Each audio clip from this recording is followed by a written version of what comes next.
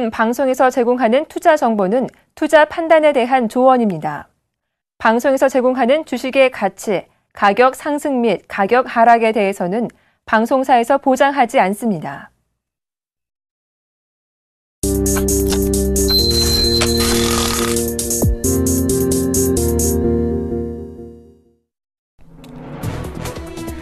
네, 출발 증시와이드 2부 시작합니다. 징검다리 연휴 가운데 오늘 목요일장 개장을 앞두고 있습니다.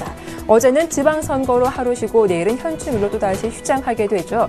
그런 가운데 미국과 유럽에서는 중요한 이벤트가 있어서 관심을 놓지 말아야겠습니다. 자, 먼저 지난 화요일 우리 시장 코스피는 다시금 2,000포인트를 회복했습니다. 외국인의 매수가 유입됐기 때문인데요. 특히 삼성그룹주가 대거 오르며 지수를 끌어올리기도 했습니다. 반면 코스닥은 또다시 쉬어가며 530포인트 초반까지 밀렸죠. 사실상 이번 주 마지막 거래일인 오늘 양시장은 어떤 반응 보이게 될지 자세하게 살펴봐 드리겠습니다. 출발 증시와이드 2부 시작합니다.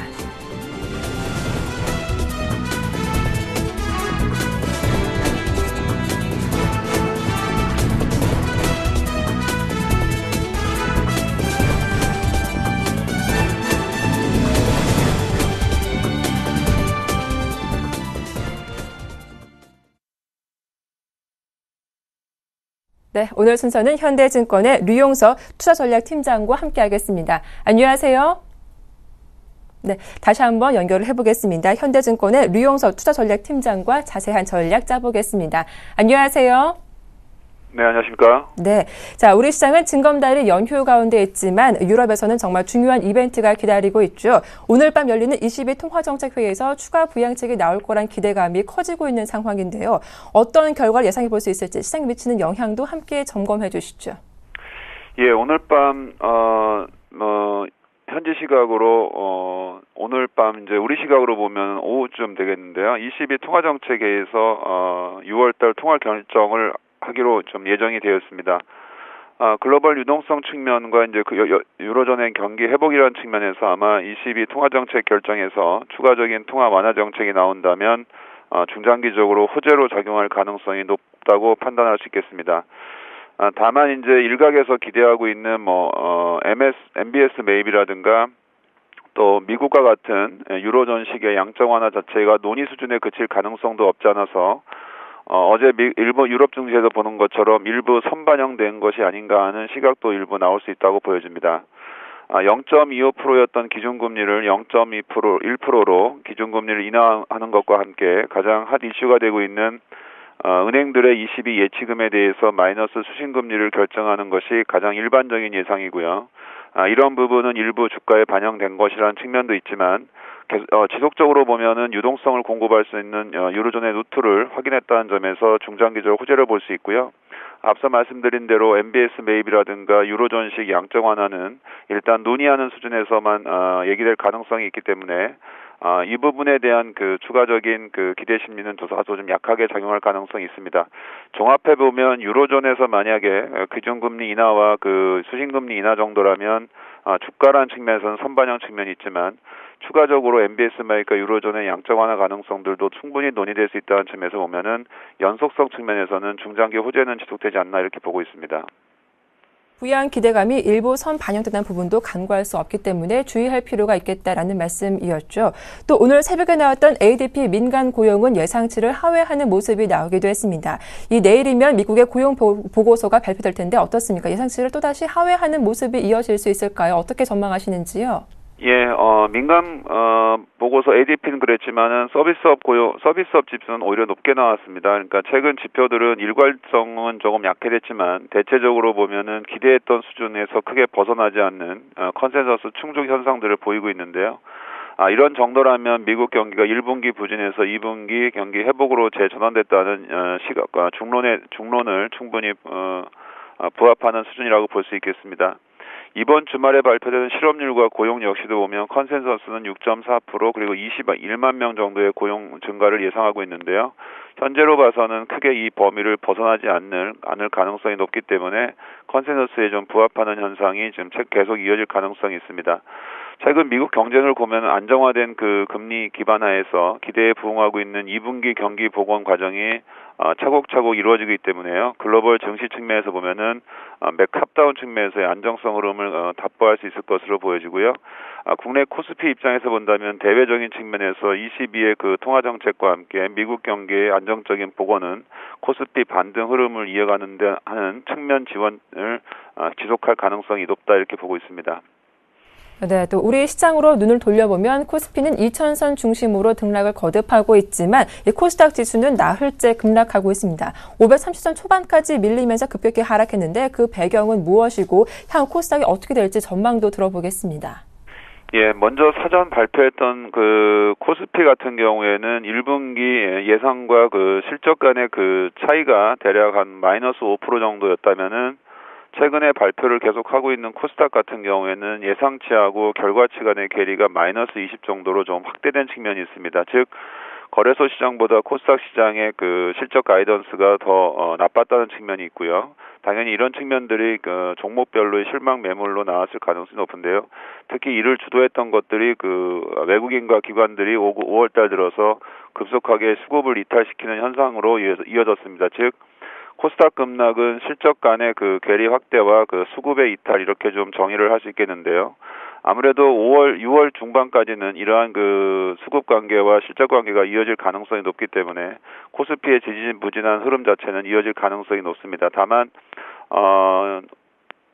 520선 정도에서는 추가적으로는 하락 가능성보다는 지지 가능성을 좀 보고 있고요. 현재까지 보면은 대략 한 4분의 3 정도의 지수 조정은 진행이 된 거로 보고 있습니다. 코스닥 같은 경우에는 실적 베이스가 그래도 유지되고 있는 종목군들 중심으로는 여전히 재매수세가 유입될 가능성이 있기 때문에요. 시차를 두고 저가 매수 베이스는 그래도 1분기 실적이 견조했거나 2분기 실적이 좀 양호할 수 있는 실적 베이스가 되는 기업들로는 6월 중반 이후에 재매수가 들어오지 않을까 이렇게 예상을 하고 있습니다. 네, 520선 지지는 이어질 것이다라는 전망이었습니다.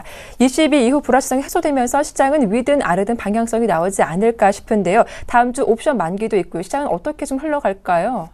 네, 22의 정책이 예상 수준에 머물 경우에 보면 선반영 이식이 좀 작용할 수 있습니다. 그러나 현재 코스피의 흐름의 반등 흐름 자체를 훼손하는 정도로 나타나지는 않을 거라고 보고 있고요.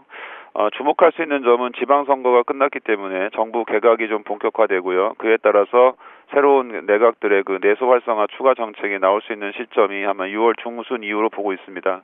이런 측면에서는 대부분 건설업종에 대한 재시각이라든가 일부 그 다시 벤처나 이런 그 기업들에 대한 활성화 대책들이 추가로 나올 수 있음을 주목할 필요가 있겠고요. 최근에 역시 뭐 증시 내부적으로 가장 핫한 이슈는 역시 지배구조 관련 이슈인데요. 주주환원 정책에 대한 기대감으로 확산될 수 있기 때문에 이런 측면에서 지주회사에 대한 관심도 지속될 수 있는데요. 단기 급등한 측면이 있기 때문에 매수는 좀 신중하게 좀 저가 매수에 치중하는 전략이 좋을 것 같고요.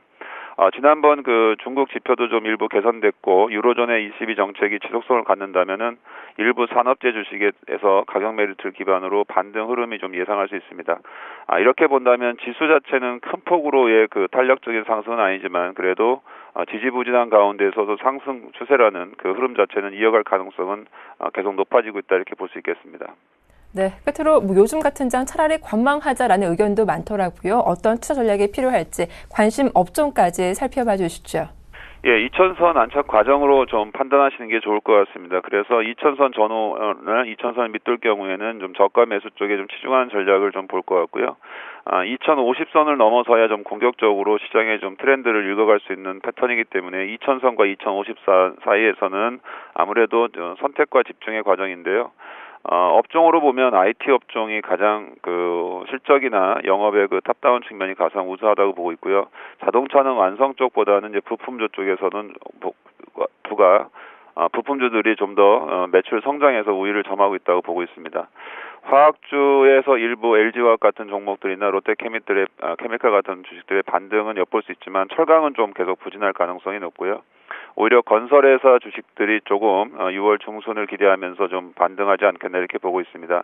가장 중요한 건 역시 지주회사들이 계속 시장에서 순환매 양상을 보이면서 우선주와 함께 대응의 영역을 넓혀가고 있다는 점에 주목할 필요가 있지 않나 이렇게 보고 있습니다. 네, 코스피 2050선 안착을 확인하고 대응하자 유망 업종까지 살펴봐 드렸습니다. 도움 말씀 고맙습니다. 네, 감사합니다. 지금까지 현대증권 류용석 투자전략팀장과 함께했습니다.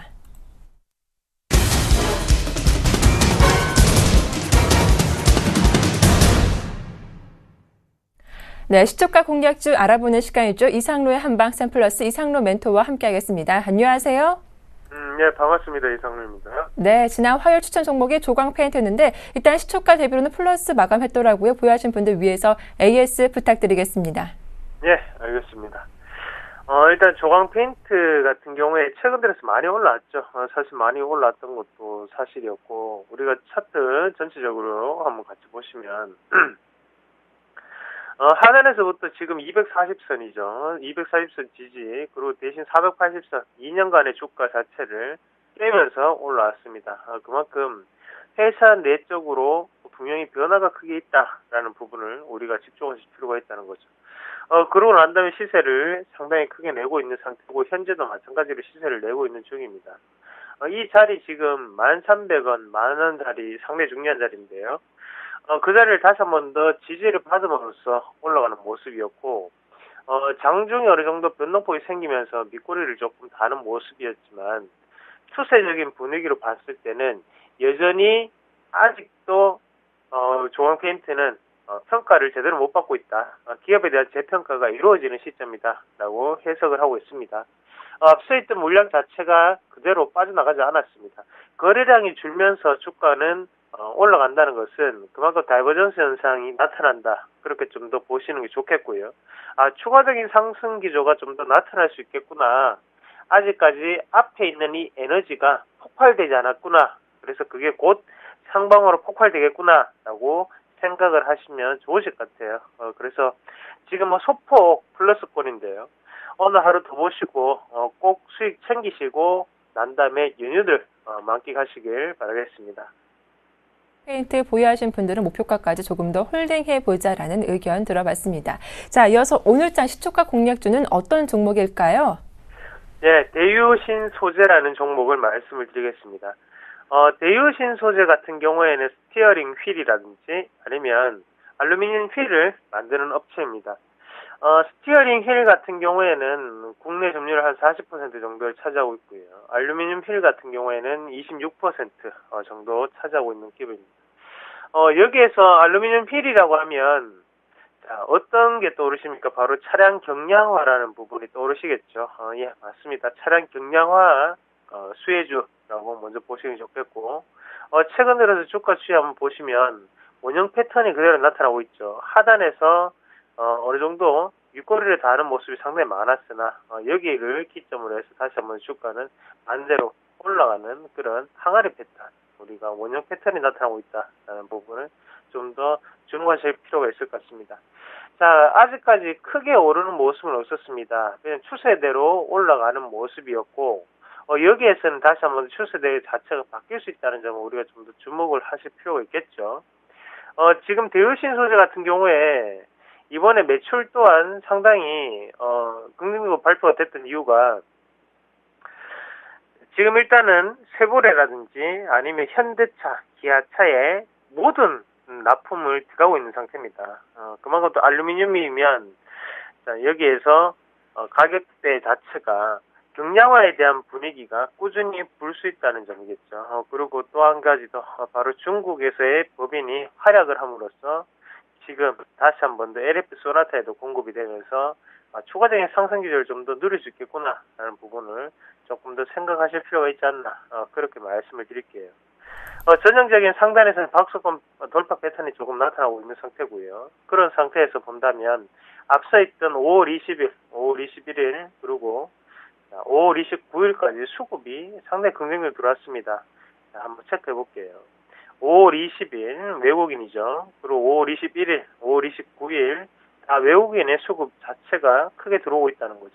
외국인은 왜 이렇게 꾸준한 순매수를 보이고 있을까요? 최근 들어서 왜 외국인은 여기에서 매수를 하고 있을까요? 상단 자체, 조금 더 추세적인 분위기를 올라타기 위한 방법이라고 좀 더 생각을 하시면 좋겠고, 대유신 소재, 아직까지 호재거리가 남아있고, 이런 실적적인 어닝 서프라이즈가 1분기뿐만이 아니라 2분기 그리고 3분기도 좀 더 이어질 수 있다는 관점을 우리가 좀 더 생각하실 필요가 있을 것 같습니다. 자, 정확한 단가 자체는 뭐 하단에 1950원대 사면 가장 좋겠죠. 하지만 벌써 뭐 이미 올랐습니다. 그래서 이미 올랐고 지금 안정적으로 수익을 확보하는 차원에서 매수가는 시초가 말씀을 드리겠고요. 1차적인 목표가는 플러스 3%입니다. 그리고 하단의 손절가 같은 경우에는 1980원대를 손절가로 조금 잡아드릴게요. 그래서 손절을 조금 더 타이트하게 항상 들고 가시는 전략 그렇게 말씀을 드리겠고 내일부터는 또 연휴죠. 내일부터 또다시 주식시장이 조금 쉬고 그리고 시청자분들과 저도 한동 못 만날 것 같은데 오늘은 연휴를 앞두고 있기 때문에 저희 고객분들의 포트폴리오를 구성을 좀 해드려야 됩니다. 그래서 공개 방송은 오늘 하지 않는다는 거 양해 말씀을 조금 부탁을 드릴게요. 자, 연휴를 앞두고 있습니다. 그렇기 때문에 오늘도 즐거운 수익으로 이 남은 연휴를 만끽하시길 바라겠고요. 대유신 소재 오늘도 틀림없이 좋은 수익 우리에게 주리라 믿어 의심치 않습니다. 자, 그러면 다음 이 시간에 다시 뵙겠습니다. 고맙습니다. 네, 오늘장 시초가 공략주로 대유신소재 자세한 대응 전략 살펴봐 드렸습니다. 지금까지 샘플러스 이상로 멘토와 함께했습니다.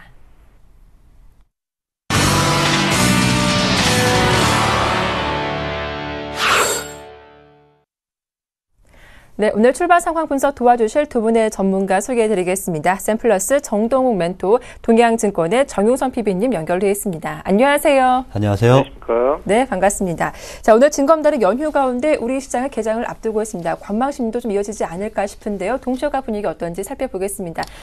어떻습니까, 멘토님? 예, 그렇습니다. 코스피는 0.05% 소폭 상승 출발을 예고를 하고 있습니다. 네. 최근에 특히나 뉴욕 증시에서 S&P 500이 다시 신고가 랠리를 지속을 하면서 코스피에는 장립비 희망이 다시 솔솔 생겨나고 있다 이렇게 말씀을 드릴 수가 있는데 특히나 이제는 중소형 개별주가 아니라 대형주 강세 장세로 이어갈 것이다 이러한 전망들이 속속들이 나오고 있는 상태입니다. 그리고 삼성그룹 지배구조 재편에 따라서 삼성그룹주에 자금이 쏠리는 경향도 있기 때문에 역시나 최근 들어서는 완연한 대형주 강세장이 아닌가 저는 이렇게 판단을 하고 있습니다. 그렇지만 글로벌 증시가 신고가를 기록하는 등 그런 강세를 보여주고 있지만 국내 증시는 아직까지 다 소진되지 않은 2000선 펀드 환매 물량이 조금은 발목을 잡지 않을까 저는 이렇게 판단을 하고 있습니다. 특히나 지난 거래일에는 연기금권에서 1,600억 원을 순매수를 해주면서 코스피 막판 상승을 주도했었는데 연기금권에서 1조 원 정도의 자금을 코스피 200 종목에 쏟아부을 것이다 이러한 루머가 돌았기 때문에 만약에 루머가 사실로 판명이 난다면 코스피 지수는 한 2030에서 2050까지는 추가적인 상승이 가능하다 이렇게 정리를 해드리겠습니다. 그 다음 코스닥 시장은 0.54% 하락한 528선에서 시작을 알리려고 하고 있는데 최근에 개인 투자자분들은 코스닥 시장에 조금 편중된 그런 투자를 하면서 굉장히 아쉬운 소리, 볼멘 소리를 하고 있다 이렇게 말씀을 드릴 수가 있는데 최근에 코스닥 약세를 조금 되짚어봐야 될 것 같습니다. 여러 가지 약세가 나온 상태입니다. 나스닥이 지수 조정을 받고 있고 특히나 러셀 2000도 완연하게 하락 추세로 전환을 한 상태이다 이렇게 말씀을 드릴 수가 있습니다. 그리고 코스닥에 굉장히 많은 비중을 차지하는 스마트폰 부품주, IT 부품주가 1분기 실적이 굉장히 안 좋게 나왔다 이렇게 말씀을 드릴 수가 있겠고 또 한 가지가 신용잔고가 2조 3천억 원 정도로 사상 최대치를 기록했다 이렇게 말씀을 드릴 수가 있습니다. 네. 그리고 마지막 악재는 역시나 삼성 대형 그룹주에 기관의 자금이 몰리면서 코스닥 약세를 야기했다 이렇게 말씀을 드릴 수가 있는데 코스닥 그에 따라서 오늘도 조금 강하게 하락 출발을 할 것으로 예상이 되고 있지만 530선, 520선 부분에서는 1차 이제 바닥을 확인하는 작업을 확인할 것으로 전망이 되고 있습니다. 네. 코스닥이 추가적으로 하락한다면 500선 초반까지 하락할 것이다 이런 전망들이 나오고 있지만 역시나 코스닥이 글로벌 증시나 코스피 대비 괴리율이 최근 들어서 굉장히 가파르게 벌어지고 있는 상태이기 때문에 500선 초반까지 기다렸다가 완전하게 이제 나는 완벽하게 이제 안정적으로 매수하고 싶다 이러신 분들은 조금 더 기다리고, 아니다 나는 여기가 코스닥이 바닥이다 이러신 분들은 현재 시점에서도 매수가 가능하겠지만, 저 개인적인 생각을 봤을 때 한 510에서 520선 사이에는 안정적으로 바닥권을 잡을 수 있는 그런 네. 기회가 오지 않을까 이렇게 말씀을 해드리도록 하겠습니다. 또 외국인 수급 좀 짧게 질문을 더 드리겠습니다. 일단 외국인의 순매수 규모가 지난 화요일 조금 줄어든 감도 없지 않아 있거든요. 일단 22회 이후 좀 어떤 변화가 생기게 될까요? 어떻습니까? 사실상 22회의에서 뭐 호재성, 뭐 불태아 정책이나 이런 추가 부양책이 나온다고 하더라도 대형주로 기관과 외국인의 자금이 쏠릴 경향이 굉장히 크다 이렇게 말씀을 드릴 수가 있습니다. 특히나 네. 중국과 유럽 민감주에 대형주에 자금이 몰린다면 오히려 코스닥 쪽에서 팔고 대형주를 사는 이러한 전략을 펼칠 가능성이 있기 때문에 22에서 호재성 기사가 나온다고 하더라도 코스닥의 큰 반등은 조금 기대하기 힘든 시점이 아닌가 이렇게 정리를 해드리도록 하겠습니다. 네, 자 이어서 바로 오늘자 강세 예상 업종은 어디인지 살펴보도록 하겠습니다. 정유성 PB님. 예, 오늘은 IT와 증권 업종을 말씀드릴 수 있겠습니다. 먼저 IT 업종, 특히나 삼성그룹주들의 지배구조 이슈의 그런 변화 때문에 상당히 이러한 부분은 계속적으로 커질 것으로 보고 있습니다. 특히나 삼성전자라든지 삼성 SDI, 삼성전기 또한 여타, 삼성물산 등 기타 삼성그룹주들이 좋겠지만 가장 중요한 것은 삼성그룹주 내에서도 IT 관련 업종들 같은 경우는 이러한 상승폭이 뭐 한두 기업이 아니라 삼성전자, 삼성 SDI, 삼성전기, 제일모직까지 해서 4가지 기업들 위주로 해서 계속적으로 올라가지 않을까 예상을 하고 있습니다. 이 밖에도 또 SK하이닉스 같은 경우도 말씀드릴 수 있겠는데요. 계속적으로 연구점을 지금 갱신하고 있죠. 신고점을 계속적으로 갱신하고 있는데 어떻게 보면 이것이 계속적으로 많이 올라서 부담스러울 수도 있겠지만 이만큼 단기순이익단은 계속적으로 늘고 있다라고 볼 수가 있기 때문에 단순히 차트가 올라가서 부담이 된다라기보단 차트가 올라가는 거에 비해서 실적이 뒷받침이 안 되는 부분을 경계를 해야 되는 거고요. SK하이닉스 같은 경우는 순이익단이 충분히 받쳐주고 있기 때문에 앞으로도 외국인들의 수급 같은 경우는 계속적으로 되지 않을까 이렇게 예상을 하고 있습니다. 이 밖에도 증권업종들 같은 경우는 지금 최근에 미래에셋 증권을 중심으로 해서 상승폭을 계속적으로 가고 있죠. 하지만 그 증권업종들 같은 경우는 우선 21선과 21선 타면서 좀 올라가는 모습을 볼 수가 있는데 오늘 같은 경우도 대부분 또 미래에셋 증권도 지금 21선에 좀 맞닿아 있는 모습이고요. 가격대로 보면 42,000원대 초반대면 21선을 맞닿아 있는 부분이고 대우증권이라든지 아니면 또 그 삼성증권 같은 경우 계속적으로 좀 21선 타면서 뛰어가는 전략을 갖고 있기 때문에 오늘은 그 자리가 될 수가 있다라고 볼 수가 있기 때문에 음봉에서 한 번쯤은 공략해보는 전략도 유효해 보입니다.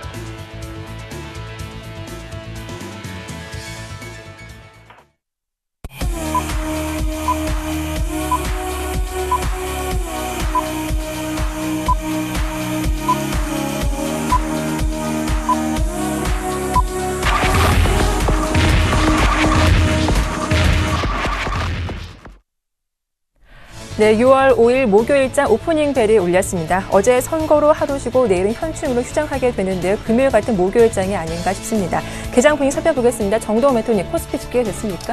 네, 그렇습니다. 코스피 약보합권 내에서 시작을 알렸습니다. 현재 네. 0.01% 정도 하락한 2008선에서 시작을 알렸는데 역시나 코스피가 코스닥 대비 낮다 이렇게 말씀을 드릴 수가 있을 것 같습니다. 그렇지만 글로벌 증시가 뉴욕 증시는 상승을 했지만 역시나 유럽 증시 자체가 혼조세로 마감을 했기 때문에 큰 상승을 기대하기에는 조금 무리가 있다 이렇게 말씀을 드리겠고, 그 다음 코스닥 지수는 아까 예상했던 것보다는 조금은 위로 상승 출발을 했습니다. 현재 0.21% 정도 하락한 530선에서 출발을 알렸는데 이거를 연속 기관권에서 1,000억 원을 매도하면서 강하게 하락했던 것이 코스닥 시장이다 이렇게 말씀을 드릴 수가 있습니다. 일부에서는 신용장구 털어내기를 위해서 하락시켰다 이런 말들이 나오고 있지만 사실상 트렌드 자체가 지금 기관이나 외국인 스탠스가 대형주 쪽으로 몰리는 경향이 있기 때문에 역시나 최근 들어서 중소형주 개별주 약세는 어느 정도 감내를 해야 된다 이렇게 말씀을 드릴 수가 있을 것 같습니다. 그 다음은 선물 시장은 보합권에서 출발을 알렸습니다. 현재는 보합권에서 261포인트에서 거래를 알렸는데 사실상 코스피가 지금 보합권에서 움직여주고 있기 때문에 선물 시장에서 큰 변동을 기대하기는 하기에는 조금 무리가 있다 이렇게 말씀을 드릴 수가 있을 것 같습니다. 그리고 최근 들어서 가장 자동차주의 하락을 야기했던 환율을 조금 살펴보도록 하겠습니다. 오늘은 원달러 환율 같은 경우는 0.22% 정도 상승한 1025원 30전에 거래가 되고 있습니다. 오늘의 상승은 역시나 글로벌 달러가 이제 마감했는데 강세로 마감을 했기 때문에 역시나 그 기조가 이어지고 있다 이렇게 말씀을 드릴 수가 있는데 추가적으로 1030원, 1040원대까지 상승이 가능하겠느냐 이렇게 질문하시는 분들이 계신데 조금 무리가 있지 않나 저는 이렇게 판단을 하고 있습니다. 지금 외환 보유액이 사상 최고치를 다시 경신을 했습니다. 3,600억 달러가 넘어섰는데 5월 한 달 동안 외환 당국에서 한 5조 원에서 7조 원 정도의 자금, 그러니까 원달러 환율을 막기 위해서 개입을 했다 이러한 시츄에이션이 조금 나온 것으로 판단이 되면서 역시나 외환 보유액이 사상 최고치를 기록을 한 상태이기 때문에 추가적인 환율의 상승을 기대하기가 좀 힘들다 이렇게 말씀을 드리겠고, 또 한 가지 이유는 역시나 월말 내고 물량, 수출업체의 내고 물량이 아직까지 남아있는 상태이기 때문에 상승은 하겠지만 제한적인 상승이 예상된다 이렇게 정리를 해드리도록 하겠습니다. 네, 이어서 일본 증시 출발 상황 살펴보겠습니다. 일본 니케이 지수는 연일 강세를 띠고 있죠. 우리가 쉬는 동안에도 강하게 오르며 주요 이평선 모두 돌파한 상황인데 오늘도 추가 상승세가 나왔습니다. 0.3% 오르며 15,112엔에 오늘 장을 개장했습니다. 자, 바로 이어서 코스피 시총 상위 종목들 출발 상황 점검해 보겠습니다. 네, 전반적으로 혼조세를 띠고 있죠. 삼성전자가 0.34% 지난 화요일에 이어서 추가 상승이 나오고 있는 상황이고요. 오늘 현대차 약합니다. 0.8% 약보합에 출발하며 22만 5천 원에 거래가 되고 있습니다. SK하이닉스가 4만 5천 원대까지 올라왔습니다. 0.78% 강하게 오르고 있고요. 현대모비스가 보합이고 현재 한국전력이 0.88%로 강세를 이어가고 있습니다. 다음 종목들 살펴보겠습니다. 네, 포스코가 오늘 0.87% 오르며 29만 1,500원에 거래가 되고 있고요. 기아차 역시 오늘도 보합권 내에서 숨고르는 모습이 이어지고 있습니다. 신한지주가 0.2% 강보합에 출발하고 있고요. 삼성생명이 지난 화요일 상승 이후 오늘은 1% 이상 쉬어가는 흐름 나오며 10만 원대 초반에 거래가 되고 있습니다. LG화학은 보합이고요. SK텔레콤이 1% 이상 밀리고 있습니다. 코스닥 분위기 살펴보겠습니다. 대장주인 셀트리온이 오늘 파란불 들어와 있네요. 0.65% 약보합에 출발하고 있고요. 파라다이스가 0.27% 약보합, 서울반도체는 보합이고요. CJ50등도 보합권에서 거래가 되고 있습니다. 오늘 동서가 0.3%로 유일하게 빨간불이 들어와 있습니다. 네, 이어서 바로 업종 분위기 확인해 보겠습니다. 정용선 PB님. 예, 먼저 그 업종별로 좀 분위기가 많이 다른 부분을 볼 수가 있습니다. 지수는 마이너스 4포인트가 빠졌죠. 그러다 보니까 아무래도 약세인 그런 업종들이 더 많이 있습니다. 먼저 강세인 업종들 같은 경우는 IT 업종과 그다음에 인터넷 관련 업종들을 말씀드릴 수가 있고요.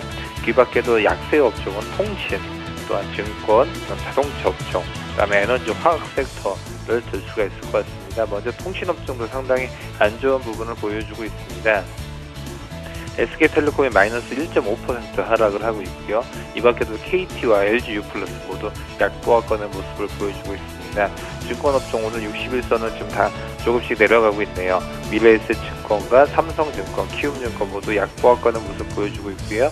이 밖에도 우리투자증권, 대우증권도 약보합권의 모습을 보여주고 있습니다. 오늘 보험업종도 약한 모습 보여주고 있는데요. 동양생명만이 좀 강보합권의 모습 보여주고 있고요. 삼성화재, 삼성생명, 현대해상, 코리안리 모두 약보합권의 모습을 보여주고 있습니다. 이 밖에도 운송역의 해운주들 같은 경우도 약세 움직임을 보여주고 있는데요. 한진해운, 캐노션, 현대상사 모두 약보합권의 모습을 보여주고 있습니다.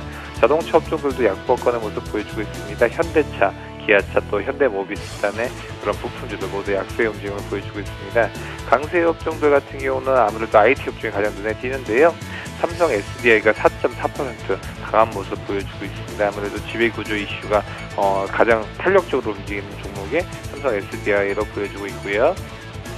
이 밖에도 제일모직 같은 경우도 3.7% 강한 움직임을 보여주고 있습니다. 이 밖에도 삼성전자, 삼성전기도 강보합권의 모습을 보여주고 있습니다. 이럴 때 그 지수상에서 보면 삼성그룹주도 안 갖고 있으면 지수는 그대로 있는데 계속 대부분의 종목이 빠지지 않습니까? 하지만 이 지수세를 받쳐주고 있는 게 시가총액이 큰 삼성그룹주 내의 IT 업종들이 이렇게 그 지수를 받쳐주고 있다라고 말씀드릴 수 있겠습니다. 이렇게 강세 업종도 살펴봤습니다. 수급 분위기 짚어볼 텐데요. 먼저 오늘 외국인 장 초반이지만 162억 원의 매도세가 나오고 있습니다. 그리고 기관 역시 소폭 41억 원 매도로 대응하고 있고요. 오늘도 토신권에서 소폭이지만 매수가 집계되고 있는 상황입니다. 자세한 수급 분석 도와드리겠습니다. 정동 매도원 수급 어떻게 볼 수 있을까요? 네, 그렇습니다. 오늘장 수급을 잠시 말씀드려야 될 것 같습니다. 네. 오늘장 수급은 뭐 특별하게 지금 뭐 변동이 없다 이렇게 말씀을 드릴 수가 있는데 현재 코스피 시장에서 기관과 외국인이 소폭의 매도세를 보여주고 있습니다. 현재 외국인과 기관이 각각 162억 원 그리고 40억 원 정도를 순매도를 보여주고 있는데 역시나 오늘은 보합권 등락이 예상이 되고 있기 때문에 특별하게 뭐 수급이 변동이 될 것으로는 전망이 되고 있지 않습니다.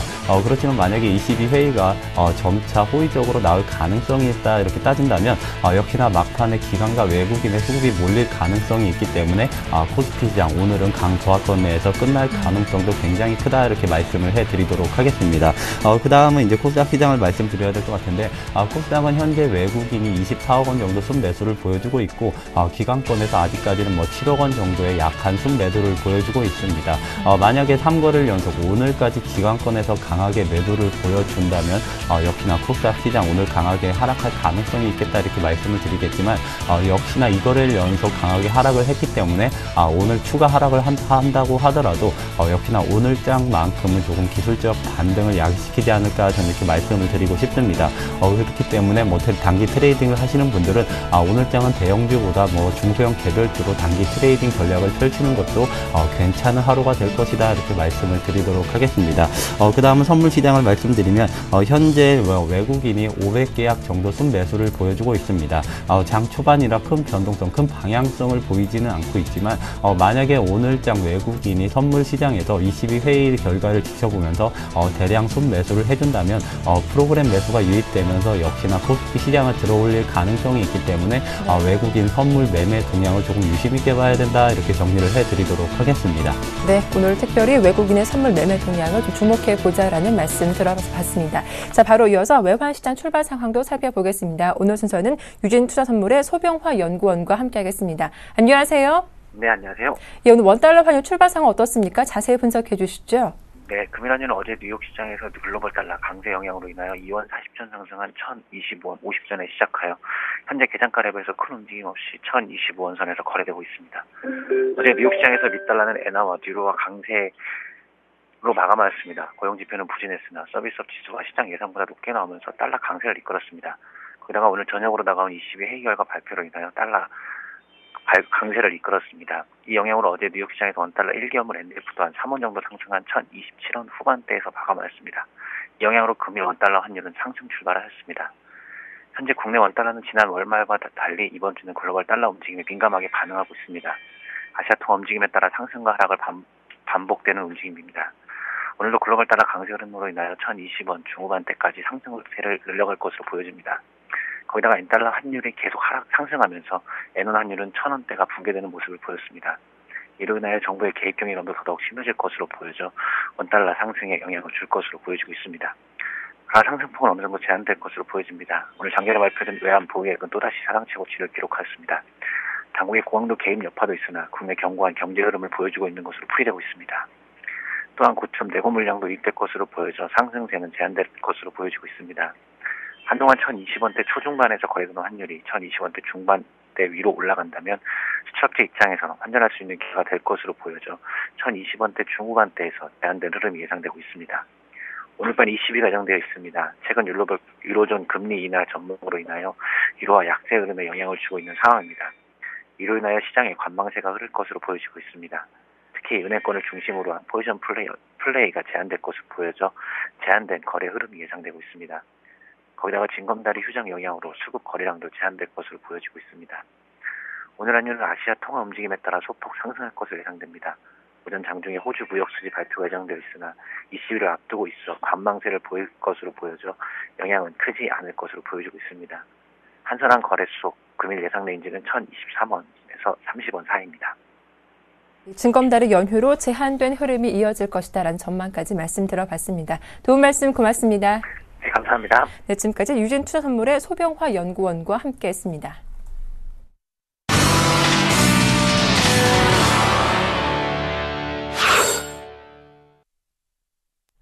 자, 이어서 오늘장 돌발 종목들 분석해 보겠습니다. 먼저 삼성 SDI가 지배구조 변화 최대 수혜주로 꼽히면서 오늘 3% 이상 강하게 오르고 있죠. 향후 주가 흐름 살펴보도록 하고요. 아이리버가 SK텔레콤 피인수 기대감에 역시 오늘도 강세를 이어가고 있습니다. 다음 종목은 K스트인데요. 일본의 최대 한류 케이블 방송 인수했다는 소식에 강세를 띠고 있죠. 이 종목들 어떻게 대응해 볼지 점검을 해보도록 하겠습니다. 정우성 PB님. 예, 삼성 SDI의 우선 6월 3일 날도 5.9%까지 강세 흐름을 보였는데요. 이러한 부분이 오늘도 계속되고 있습니다. 오늘도 한 4% 넘게 급등의 세를 그렇게 연출하고 있습니다. 비단 삼성 SDI뿐만 아니라 제일모직이라든지 삼성전자, 삼성전기 모두 강세 움직임을 보여주고 있고요. 이 밖에도 장 외에서는 삼성 에버랜드라든지 그런 삼성 SDS 등의 전체적인 삼성그룹 안에서의 그런 버블이 계속적으로 형성이 되고 있는 그런 모습을 보여주고 있습니다. 그 중에서도 삼성 SDI 같은 경우는 최근에 이런 삼성그룹의 지배구조의 대표적인 수혜주라는 분석으로 해서 가장 탄력적인 모습을 좀 보여주고 있습니다. 우선 삼성 SDI가 보유한 그러한 계열사들의 가치가 이제까지는 그 삼성 지배 구조를 형성을 위해서 보유를 하고 있었던 그런 단순한 투자 자산에 불과했었지만 이제부터는 지배 구조 변화 과정에서의 그런 유용한 역할을 수행할 것이다라고 그렇게 보고 있습니다. 특히 삼성 SDI가 보유하고 있는 삼성 에버랜드의 자무 가치는 2,090억 원에 불과했지만 상장을 통해서 이러한 가치가 상당히 대폭적인 상승이 있었죠. 특히 삼성 에버랜드 같은 경우는 거의 80-90% 상승세를 단기간 내에 보였었기 때문에 이런 부분에서 본다면 상당히 그 지분 가치가 상당할 것이다라고 볼 수 있을 것 같습니다. 삼성 SDI 같은 경우는 삼성 에버랜드의 지분 4% 보유하고 있지만 이 밖에도 삼성물산, 삼성 엔지니어링, 그다음에 S1, 삼성 디스플레이, 삼성 종합화학 등 다수의 계열사 지금 지분을 보유하고 있습니다. 보통 이제 시장성 있는 지분증권은 이제 시가에서 한 30%가 할인이 되고 또 시장성이 없는 지분 가치 같은 경우는 장부가 가치로 계산한 뒤에 30% 할인하는 것이 통상적이었는데요. 이렇게 계산을 한다라고 하더라도 계열사들의 자산 가치가 4.7조 원에 육박을 합니다. 삼성 SDI의 시가총액 자체가 7.2조 원밖에 되지 않기 때문에 이러한 부분은 상당히 크다라고 말씀드릴 수 있기 때문에 앞으로도 상당 기간 삼성그룹의 지배구조 이슈는 시장에서 뜨거운 관심을 받을 수밖에 없다라고 말씀드릴 수 있겠습니다. 두 번째 종목은 아이리버입니다. 아이리버 같은 경우는 오늘 6% 넘게 그렇게 강세 움직임을 보여주고 있고요. 최근에는 상한가를 움직임이 있었고 계속적으로 지금 올라가고 있는 모습을 보여주고 있는데요. SK텔레콤이 인수 의향서를 제출했었죠. 그러다 보니까 지금 아이리버 같은 경우 상당히 강한 모습을 보여주고 있는데 시장에서는 이렇게 움직였던 부분이 적어도 5월 28일부터 이렇게 상승세가 계속되고 있었기 때문에 시장에서는 이미 좀 이런 부분에 대해서 감지를 하고 지금 이미 움직였다라고 볼 수 있을 것 같습니다. 특히나 통신사가 지금 아이리버 예전에 대표적인 MP3 플레이어 제조 회사였는데요. 이런 부분이 예전에 아이폰이 나오면서 갑자기 아이리버의 주가가 급락을 했었고 시장에서도 상당히 지금 도태되어 있는 것이 몇 년째 흘러가고 있었는데요. SK텔레콤이 인수를 하면서 새로운 이제 사업 구조를 그리고 있겠지만 하지만 지금 이런 부분에 대해서 지금 급등세, 특히나 최근에 주가 거의 2배 가까이 올랐던 부분은 상당히 시장에서는 언제든지 차익 매물은 나올 수 있다는 리스크가 잠재되어 있다는 건 꼭 명심을 해두시길 바라겠습니다. 세 번째 말씀드릴 종목은 키이스트입니다. 키이스트 같은 경우는 일본 최대의 한류 케이블 TV 채널을 인수한다는 소식에 의해서 강세를 보여주고 있고요. 지금 현재 한 3.7% 정도 강세 움직임을 보여주고 있습니다. 키이스트 같은 경우는 지난 3일 일본 소재 케이블 방송사인 KNTV라고 있는데요. 이쪽 주식회사의 주식을 146억 원어치를 승화산업으로부터 양도받아서 최대 주주로서 경영권을 확보했다고 공시를 했었습니다.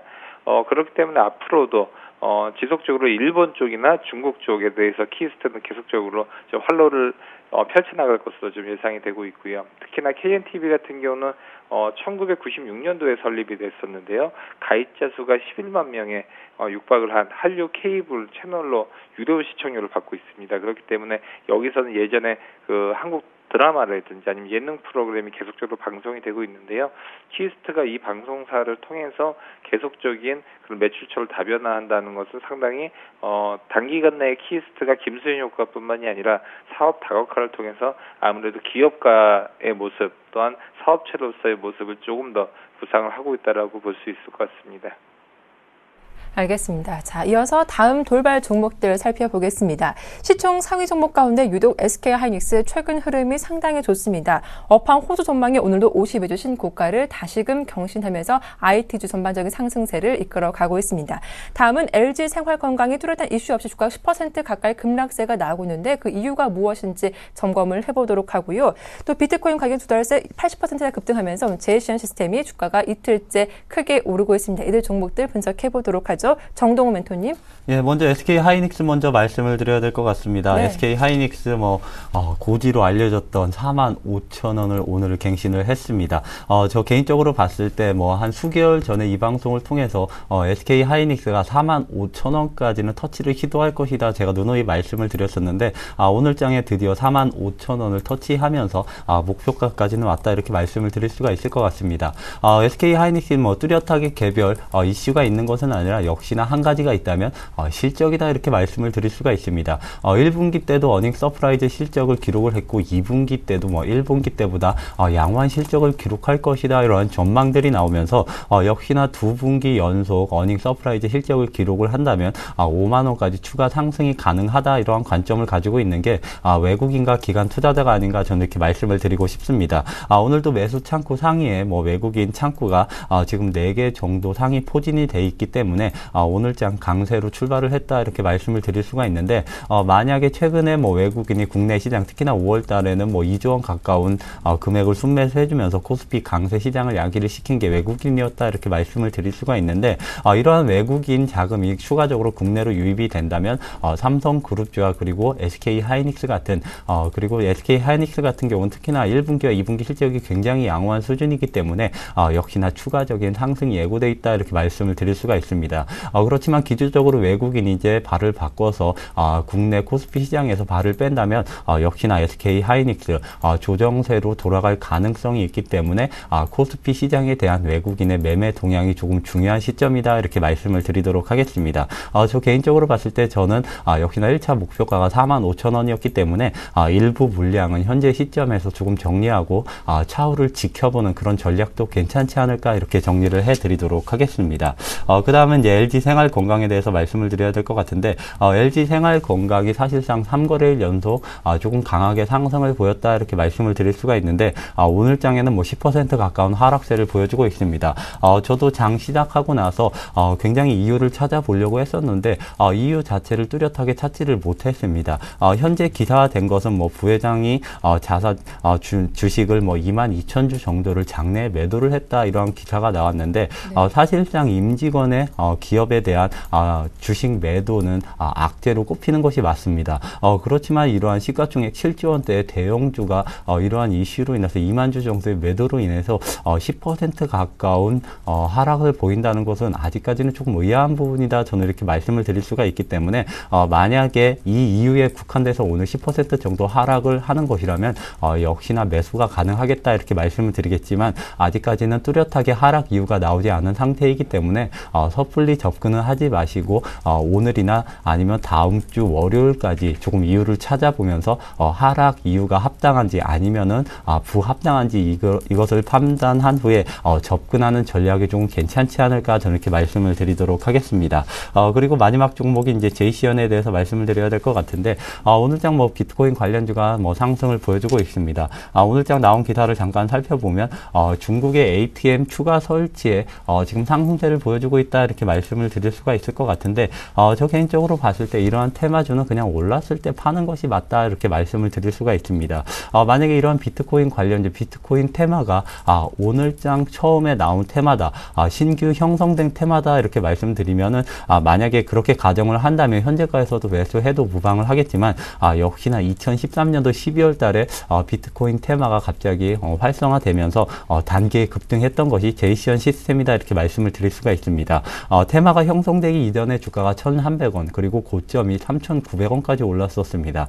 그리고 현재 테마가 많이 소진됐다 그렇게 말씀을 드릴 수가 있겠지만 아직까지 저점 대비 100% 이상 상승한 가격에 위치해 있다 이렇게 말씀드리자면 만약에 나중에 테마가 다 소진된 이후에는 1,500원, 1,300원대까지 다시 제자리를 찾아가야 되는 것이 제이시언 시스템이다 이렇게 말씀드리면서 보유자분들의 영역이지 신규로 접근하는 것은 바람직하지 않다 이렇게 정리를 해드리도록 하겠습니다. 네, 이어서 다음 돌발 종목들도 살펴보겠습니다. 한진중공업이 대규모 유중 소식에 급락하고 있습니다. 3거래째 줄줄 내리더니 오늘도 10% 이상 급락세가 나오고 있는 상황이고요. 반면 이유 없이 급등하는 종목이 있습니다. 사조해표가 그 주인공인데 4흘째 급등하며 52주 신고가를 쓰고 있는 상황입니다. 또 박원순 후보 서울시장 연임이 확정되면서 관련주 흐름이 주목받고 있는데 박원순 테마주였던 모헨즈가 급락하고 있습니다. 이들 테마주 흐름도 점검해보도록 하겠습니다. 정우성 PB님. 예, 한진중공업 지금 대규모 유상증자 소식에 의해서 11% 넘게 하락을 하고 있습니다.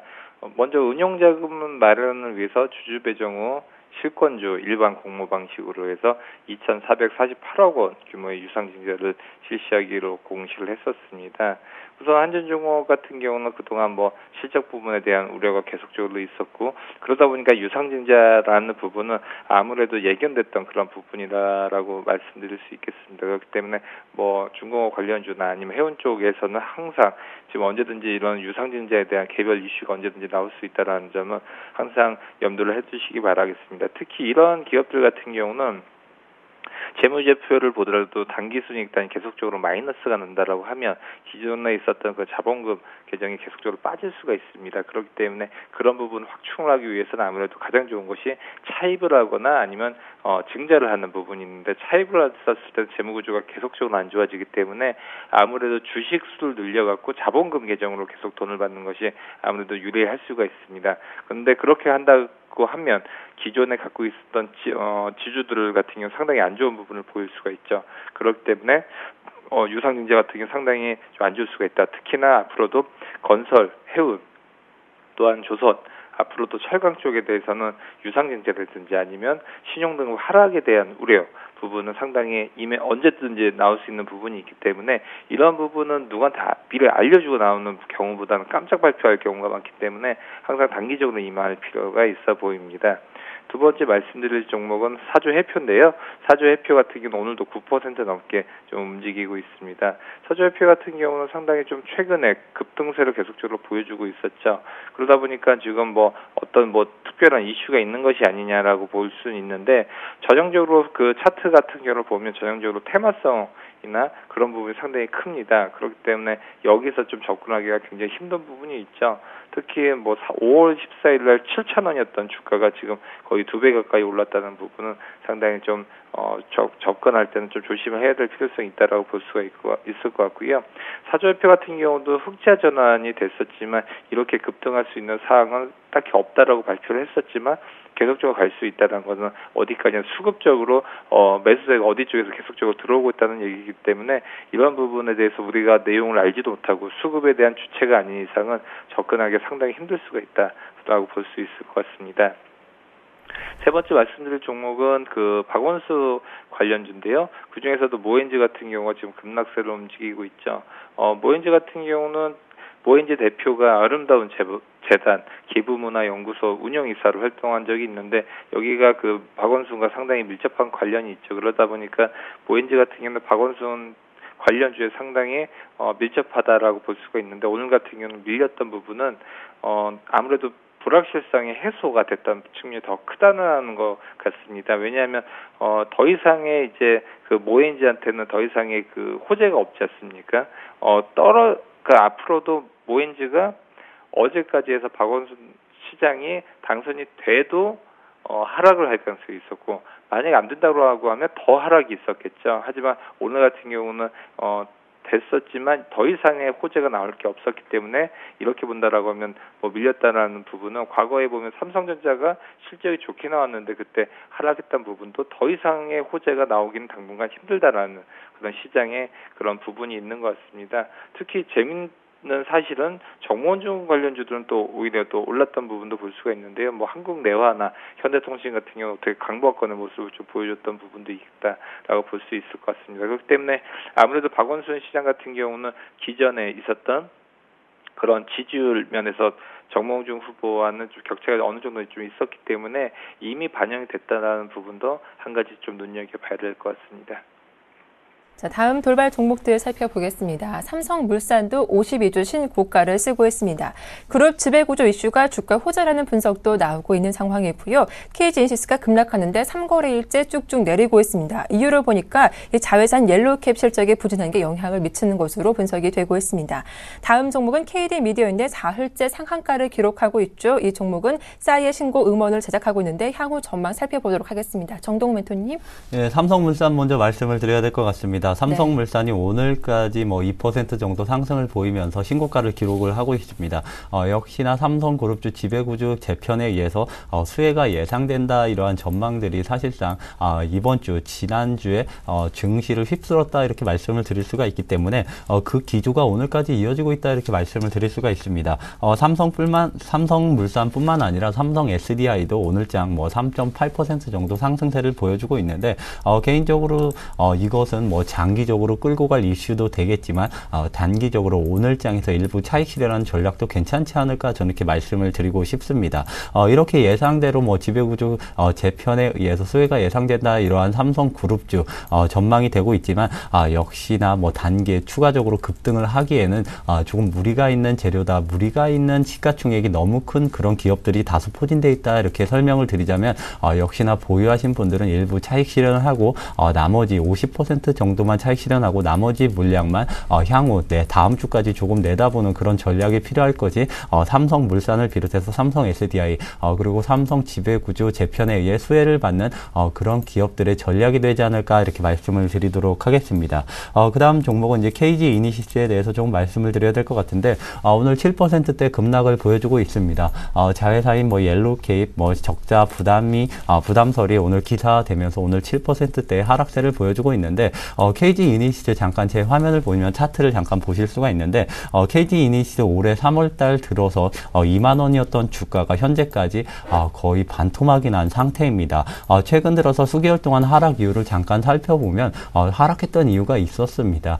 그 이유가 모바일 전자결제 시장에서 추가적인 그러니까 한 2, 3년 전에 보였던 그런 고성장세를 기록할 것으로 전망이 되지 않고 있기 때문에 이제는 성장성이 다소 둔화될 것이다 이러한 전망들이 나오고 있는 가운데 해외 전자결제 업체가 국내에 진출을 한다 이러한 이슈가 나오면서 사실상 12,000원, 13,000원대까지 하락했던 것이 KG 이니시스와 이와 관련된 모바일 전자결제 관련주다 이렇게 말씀을 드릴 수가 있는데 최근 들어서 그리고 사실상 한 4거래일, 5거래일 전에는 급한 반등을 보였습니다.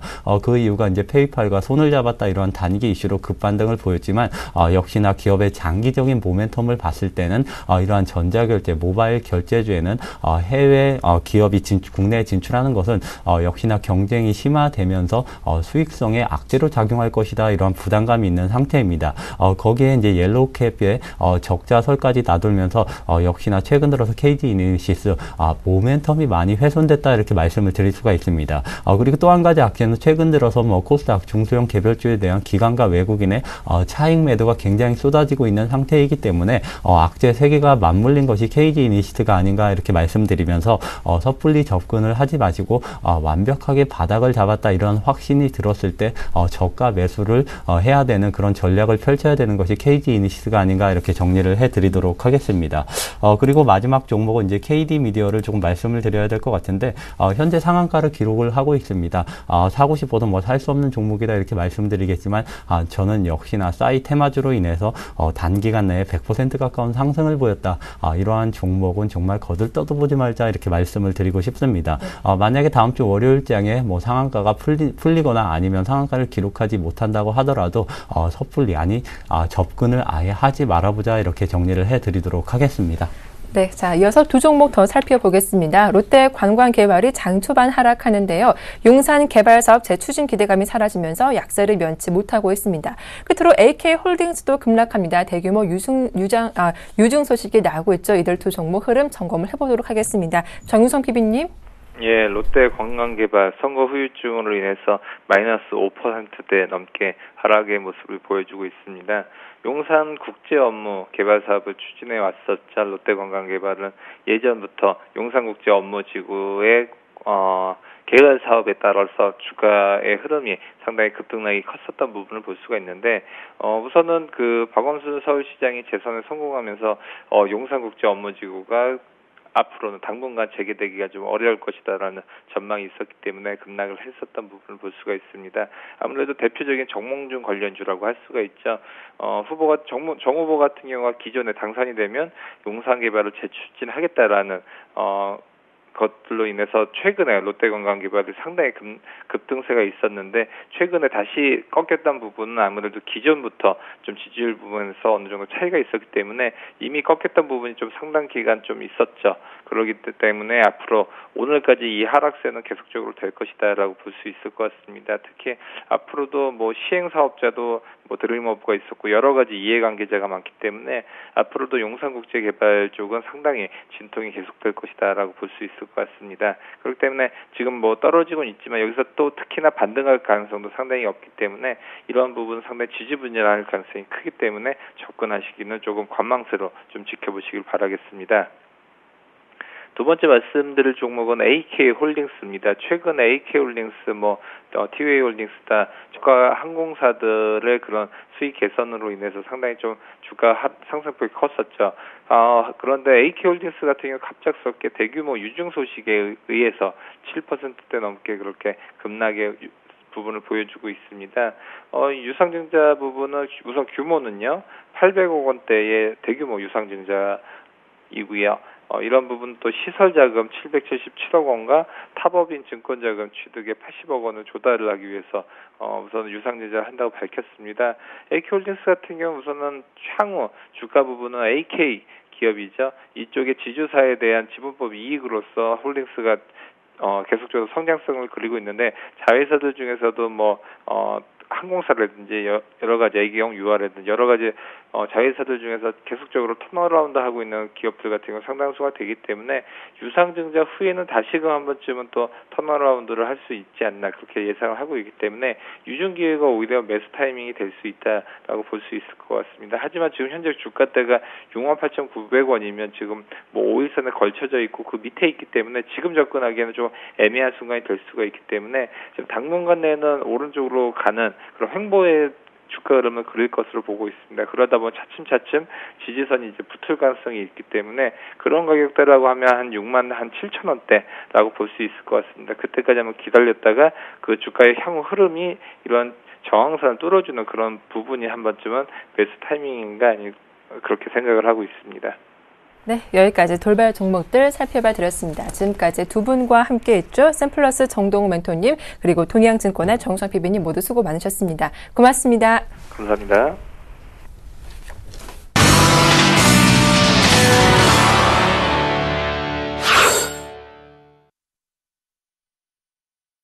네, 오인의 투자 전략 살펴보겠습니다. 화면 함께 보시죠. 네, 먼저 최희승 차장 전량 후강 예상된다. 상승 시 차익 실현 및 현금을 확보하는 기회로 삼자라는 의견이었습니다.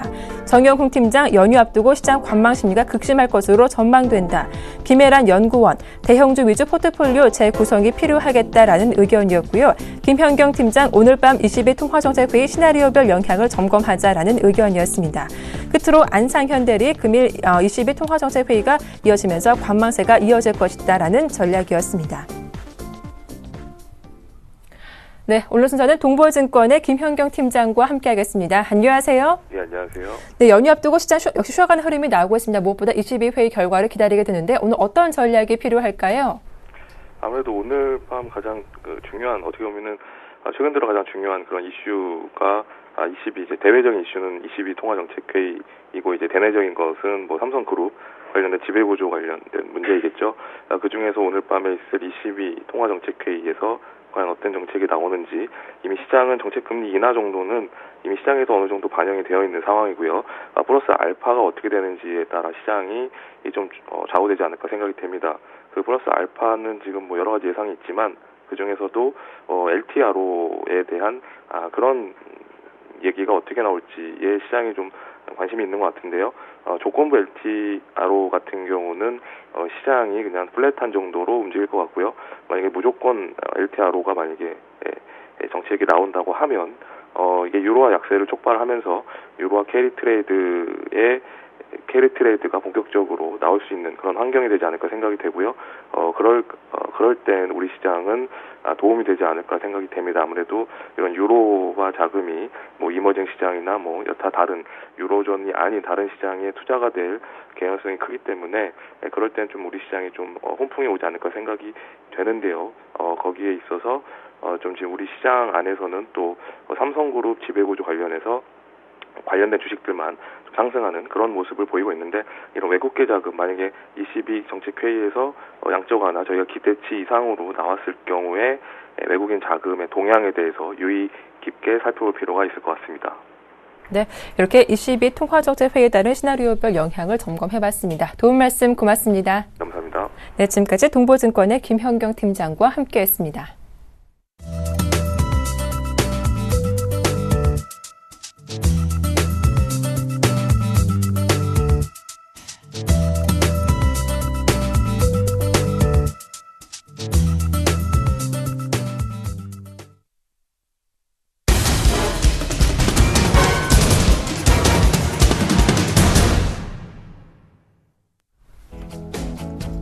안녕하십니까. 오전장 저가 매수로 오후장 역전을 노려보는 시간, 역전의 명수 예병군 멘트입니다.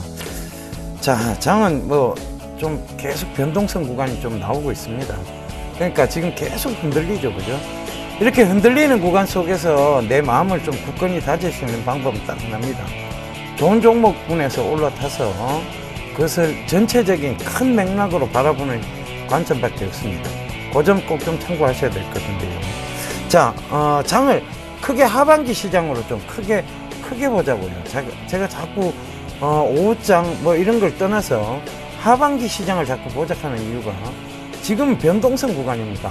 흔들릴 수밖에 없고 개인들이 지쳐나갈 수밖에 없습니다. 그런데 문제는 손실을 확정하지 않으면 손실이 아니고 수익을 확정하지 않으면 수익이 아니란 얘기입니다. 결과적으로 큰 맥락에서 보면 지금 조금 흔들고 있구나라고 그냥 마음을 조금은 놓으셔야 된다는 상황입니다. 그래서 많이 흔들린다고 해서 같이 흔들리면 결국은 여러분들의 거기서 손실을 확정하게 되면 여러분들의 자산만 줄어들게 되는 그런 결과를 가져옵니다. 주식의 가치는, 특히 좋은 주식의 가치는 변함없이 인정이 되는 게 주식시장입니다.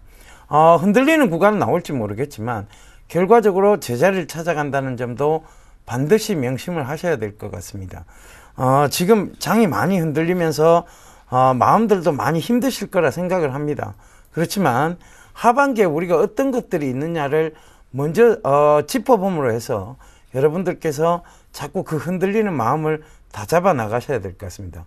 지금 사실 삼성그룹주를 제외한다면 지수는 어마어마하게 빠진 거나 다름이 없습니다. 삼성그룹 관련주들이 계속 지속적으로 상승을 했고, 삼성 SDI, 삼성물산, 삼성전자 이런 모든 삼성 관련주들이 지배그룹 구조 개편과 함께 전체적으로 상승을 했죠. 그런데 과연 삼성 주식을 하고 계신 개인 투자자분들이 몇 분이나 되실까? 그거를 한번 또 생각을 해봐야 될 것 같습니다. 결과적으로는 지수는 지금 여러분들 굉장히 괴롭힐 만큼 많이 빠졌습니다. 그렇다고 여기서 흔들거리면서 다시 삼성 관련주를 올라탄다. 이것은 무리가 있는, 즉 추격 매수란 얘기겠죠. 그래서 그런 부분들은 자제를 하시고 전체적인 시장 맥락에서 내가 하반기에 어떤 종목군에서 제대로 큰 수익을 볼 것이냐, 요것만 생각을 하시면 될 것 같습니다. 그래서 계속 지금 제가 하반기에 대한 부분들을 짚어드리면서 여러분들과 시장을 조금 해석해보고자 하는 노력을 하고 있습니다. 일단 SK하이닉스가 계속 소개를 드렸죠, 그죠? 지금 신고가를 또 갱신해 가고 있습니다. 제가 지난번에도 긴 시간도 아니에요.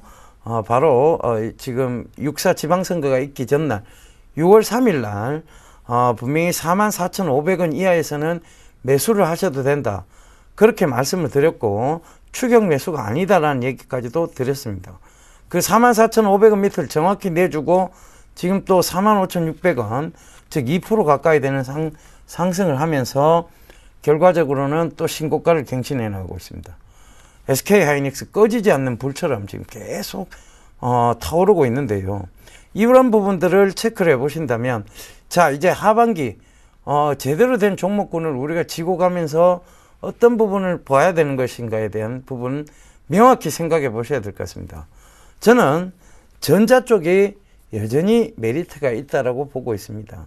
그러니까 우리가 주도주군에서 전자 자동차가 전에 주도주군이었죠. 그러다가 지금은 이제 전자 쪽 자동차 역시 여전히 대형 상승장, 즉 대세 상승장이 온다면 전자 자동차군이 주도주가 돼야 됩니다.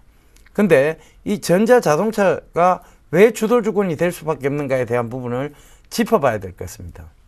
첫째, 전자는 이제 D램에서 모바일 D램, 즉 진화를 하고 있다는 얘기입니다. 진화를 하고 있고, 그 다음에 이 모바일 D램 역시 사물 인터넷과 연관되어져서 새로운 시장의 패러다임이 바뀌어나가고 있습니다. 자동차 역시 마찬가지입니다. 이런 사물 인터넷과 연관지어서 스마트카 시스템, 전체적인 맥락이죠. 그죠? 스마트카 시스템부터 시작해서 차량 경량화, 그 다음에 지금 가솔린 엔진에서 가솔린 디젤 엔진에서 바이오 연료로, 즉 전기차 이쪽으로 넘어가고 있다는 추세예요. 새로운 시장입니다. 이 새로운 시장들을 만들어 나가고 형성해 나가고 있다는 거죠. 그렇다면 전자, 자동차 둘 다 새로운 시장에 도전을 계속해 나가고 있는 쪽입니다. 거기다가 제가 문화 콘텐츠도 역시 사물 인터넷 맥락 속에서 보셔야 됩니다. 사물 인터넷이 활성화된다는 것은 결과적으로 콘텐츠 산업의 인기도 여러분들 생각을 해보셔야 됩니다. 그래서 전자, 자동차, 사물 인터넷 이 관련해서 문화 콘텐츠까지, 그래서 이 사물 인터넷을 또 살펴봐야 될 것 같아요. 왜? 이 모든 것들이 이제 사물 인터넷을 근간을 이루고 형성해 나가고 올라오고 있기 때문입니다. 그래서 이 사물 인터넷 중에서도 근간을 이룰 수 있는 이제 섹터죠. 바로 통신 장비 쪽이 되겠고요. 그 다음이 바로 이 보안 관련주이면서 그 다음에 이 사물 인터넷 직접 관련주이기도 한 그런 부분들을 살펴봐야 되겠습니다. 제가 말씀드렸던 게, 계속 강조드렸던 게 오이솔루션, 효성 ITX, SKCNC입니다. SKCNC가 가장 좋은 흐름을 지금 보여나가고 있습니다. 신고가의 어떤 형성들을 지금 계속해서 만들어 나가고 있죠. SKCNC도 제가 반프로에서도 강조를 한번 드렸고, 제가 사물 인터넷 쪽으로도 지금 지난주에도 이 세 종목에 대한 부분들을 말씀을 드렸습니다. 오이솔루션, 효성 ITX, 바로 SKCNC입니다. 이 SKCNC가 지금은 굉장히 강하게 올라오고 있습니다. 이 바로 사물 인터넷과 보안 관련 회사이죠. 보안 쪽에서는 이 자회사가 인포섹이라는 자회사가 있습니다. 이 SKCNC의 자회사죠. 그 인포섹이 지금 새로운 또 보안 영역들을 만들어 나가고 있고, 이 사물 인터넷이 활성화된다는 것은 결국은 보안 시장의 활성화를 의미하기도 합니다. 그래서 SKCNC 지속적으로 관심을 좀 가지셔야 되는데요. 늘 이 구간대에서는 지지를 받고 있다는 거 참고로 하셔야 될 것 같습니다. 그래서 지금 17만 원 약간 미치죠. 거기서는 매수 권역되니까 늘 관심 가지고 좀 지켜보셨으면 좋겠고요. 오이솔루션은 지금 좋은 자리에 뜹니다. 박스권 하단에서 지금 박스권 상단으로 왔다 갔다 하는 구간에서의 와 있죠. 근데 지금 자리대에서 자, 우리가 차익 실현을 하자는 얘기 아닙니다. 박스권 상단으로의 진입을 우리가 노려보자는 얘기죠. 그죠? 그리고 박스권 상단을 돌파를 해서 가는 모습들을 지켜보자는 얘기입니다. 효성 ITX 마찬가지입니다. 큰 폭의 상승이 있었고 조정이 들어온 듯 보입니다. 자, 여기서부터 제가 그 작년 11월부터 효성 ITX 11월 11일입니다. 효성 ITX를 그렇게 강조를 드렸는데 바로 1월 달에 큰 상승이 있었고 자 여기서 횡보가 나왔고 그리고 큰 상승이 있었고 조정이 나온 듯 보입니다. 근데 이 공간도 자세히 보면 횡보대 자리일 때라고 보시면 될 것 같습니다. 그래서 자 우리가 큰 맥락에서 하반기 맥락에서 큰 맥락에서 우리가 잡아보자고요. 전자 쪽 분명히 메리트 있습니다. 하반기에 주도주군이 될 수 있습니다. 자동차, 사물 인터넷과 관련해서 스마트 시스템 분명히 하반기에 주도주군이 될 수 있다는 거. 스마트카 시스템이죠. 그죠? 분명히 하반기 주도주군이 될 수 있습니다. 문화 콘텐츠 마찬가지입니다. 사물 인터넷과 관련해서 콘텐츠 업종이 뜰 수밖에 없다는 거. 그거 다시 한번 생각해 보셔야 될 거예요. 이 모든 것들은 결국은 실적으로 이어질 것이고 이 실적이 바로 효용 가치성, 즉 가까운 미래에 있는 효용 가치성이 밸류에이션으로 이어질 거라는 거 다시 한번 참고를 해 주셨으면 좋겠습니다. 여러분 제가 계속 강조드려서 올라가지 않은 종목은 없다라고 저는 보고 있습니다. 여러분들도 아마 잘 아실 테니까요. 그 점 꼭 좀 참고하시고 자 너무 막 흔들리는 매매 하시는 것보다는 꾹 마음을 다잡는 매매 진행하시길 당부드리겠습니다. 이 마음을 다잡는 방법 제가 바로 10시 30분부터 공개방송을 통해서 여러분들께 말씀드리도록 하겠습니다. www.sentv.co.kr로 접속하시면 자 우리 센플러스의 멘토들이 많이 있습니다. 그 중에 예병군의 예병군 방송하기를 클릭하시면 저하고 소통의 공간으로 들어오니까요. 많이들 참여하셔서 좋은 얘기들 많이 나누고 하셨으면 좋겠습니다. 그럼 저는 공개방송에서는 잠시 뒤에 뵙도록 하고요. 다음 주에 인사드릴 것을 약속드리면서 이만 물러가겠습니다. 감사합니다. 예병군 멘토였습니다.